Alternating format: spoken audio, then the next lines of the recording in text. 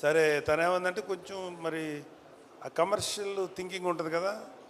తనేమందంటే known ఆర్టిస్టులతోటి అందరూ new faces కదా, known ఆర్టిస్టులతో చేస్తే బాగుంటుంది అని నీహారిక అంది.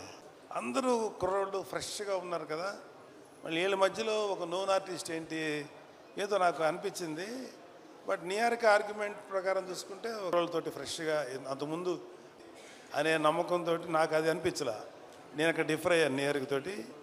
బట్ అల్టిమేట్గా డైరెక్ట్ రెండు చూసిన తర్వాత చాలా బాగా అనిపించింది నాకు. చాలా ఫ్రెష్గా చాలా బాగుంది అనిపించింది. అంటే ఒక చిన్న నాస్టాలజీ ఫీలింగ్ ఏంటంటే చిన్న ఇట్లా ఉందని చూపిస్తే నేను దీంట్లో ఈ క్యారెక్టర్ చేశాను, ఇలా చేశాను అని అన్నయ్య నాతో షేర్ చేసుకున్నా. ఐ థింక్ వీళ్ళందరికీ అదే ఏజ్ గ్రూప్ ఉంటుంది, 22, 23, 24.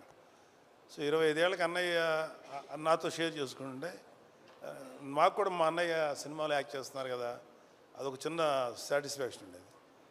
సో అక్కడ కూడా విలేజ్లో వీళ్ళందరూ యంగ్స్టర్స్ అందరూ చేస్తుంటే బహుశా అలాంటి ఫీలింగే వీళ్ళలో కూడా వచ్చి ఉంటుందేమో, అలాంటి ఎమోషన్స్ వచ్చి ఉంటాయేమో అనిపించింది.